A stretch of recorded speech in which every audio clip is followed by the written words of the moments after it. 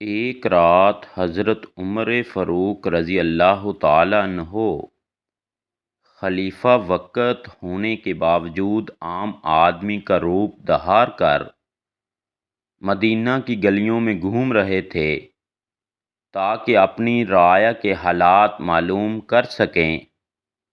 اسی دوران انہوں نے ایک چھوٹے سے مکان کے پاس ایک ماں اور بیٹی کی گفتگو سنی۔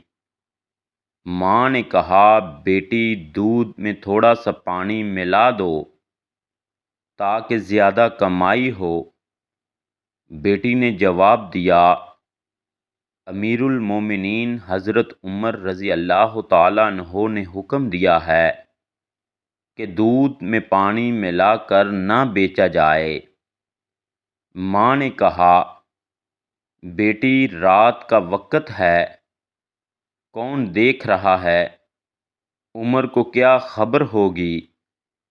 بیٹی نے بڑے یقین سے کہا، اماں، اگر حضرت عمر رضی اللہ تعالیٰ عنہ ہمیں نہیں دیکھ رہے تو اللہ تعالیٰ تو دیکھ رہا ہے۔ حضرت عمر رضی اللہ تعالیٰ عنہ یہ سن کر بہت خوش ہوئے۔ اگلے دن انہوں نے اس لڑکی کو بلایا اور اس کی دیانت و تقوی کی تعریف کی۔